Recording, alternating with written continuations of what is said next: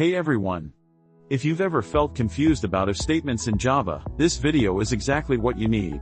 By the end of this tutorial, you'll not only understand how to control your program flow with if, and else, but you'll also know how to apply these concepts in real-world scenarios like user input and Boolean checks. Understanding if statements is non-negotiable for becoming a proficient Java programmer. Missing this now can make your code messy and harder to debug later, so let's tackle it step by step and make it simple. Section 1. Basics of if statements. So, what is an if statement? Simply put, it executes a block of code only if a condition is true. Let's see a basic example. Int age equals 20, if age greater than equals 18, system.out.println you are an adult.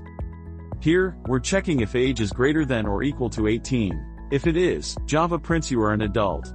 If age equals 12, nothing happens because the condition is false. If age equals 19, the message is printed because the condition is true. This is the simplest way to control your program's behavior based on conditions. Section 2. Adding else and else if. But what if you want your program to do something different when the condition is false? That's where else comes in. If age greater than equals 18, system.out.println you are an adult, else, system.out.println you are a child.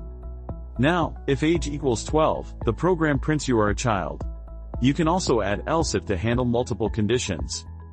If age less than 0, system.out.println you haven't been born yet, else if age greater than equals 65, system.out.println you are a senior, else if age greater than equals 18, system.out.println you are an adult, else, system.out.println you are a child. If age equals -1, the first condition is true you haven't been born yet.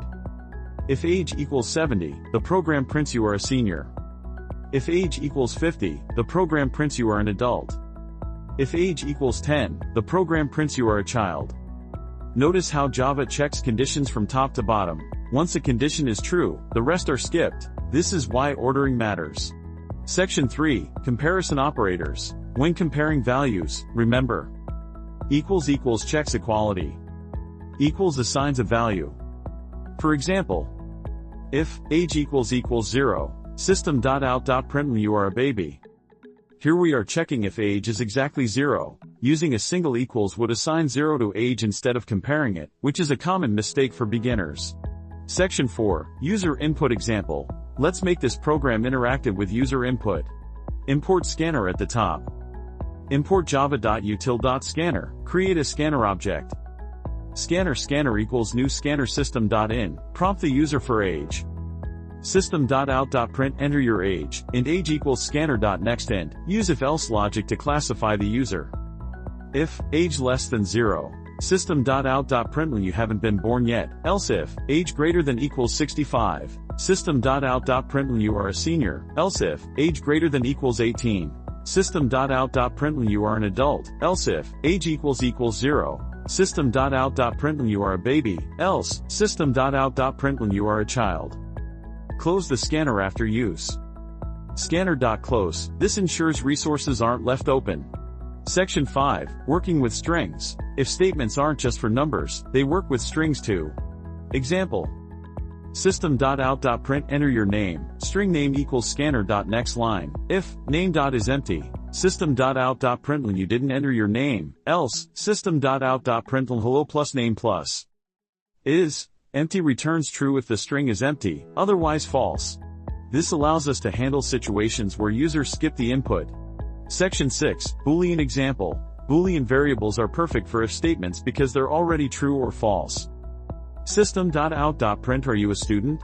True/false. Boolean is student equals scanner.next Boolean. If is student, system.out.println you are a student, else, system.out.println you are not a student. Notice we can simplify the condition. No need to write is student equals true. Just use the Boolean variable directly. Section 7. Combining multiple groups of conditions. You can combine multiple if-else groups in one program. For example, Group 1, check the name. Group 2, check the age. Group 3, check student status. If name is empty, system.out.println you didn't enter your name, disappointed face emoji, else, system.out.println hello plus name plus, smiley face emoji. If age less than 0, system.out.println you haven't been born yet, ghost emoji. Else if, age greater than equals 65. System.out.println you are a senior, old man emoji. Else if, age greater than equals 18. System.out.println you are an adult, person emoji. Else if, age equals 0. System.out.println you are a baby, baby emoji. Else, system.out.println you are a child, child emoji. If, is student. System.out.println you are a student, graduation cap emoji. Else, system.out.println you are not a student, office building emoji. And that's a wrap on if statements in Java. To summarize, if statements execute code only if the condition is true. Else if handles additional conditions. Else acts as a default when no conditions are true. You can use numbers, strings, or booleans as conditions. Order matters. Java checks conditions from top to bottom. Mastering if statements is crucial for controlling program flow and making your code dynamic. The more comfortable you are with these, the easier it becomes to handle real-world programming problems, user input, and decision-making logic. So practice writing your own if-else programs, experiment with different conditions, and make your Java code smart, interactive, and reliable.